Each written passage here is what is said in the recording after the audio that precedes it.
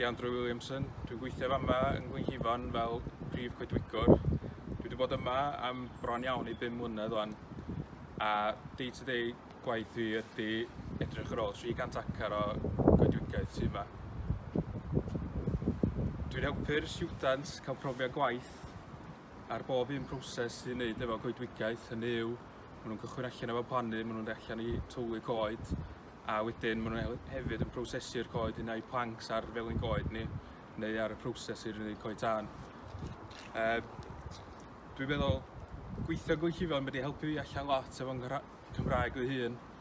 Dwi'n dweud rhan fwy'r amser dwi'n gwario siarad Cymraeg rhyw 80%. Ond oherwydd bod yna cymysgu gwahanol o bobl o ardaloedd gwahanol, dwi'n dysgu lot o Cymraeg yma. A hyd yn oed trwy'r sdiwdants dwi'n dysgu Cymraeg, so mae'n gwella fi efo Cymraeg fi. Ond dwi'n meddwl mae'n lle braf, rili braf i gweithio. Dwi'n cael gweithio awyr agorad, dwi'n cael gwahanol gwaith bob dydd, a mae'n plesio ar gweithio yma.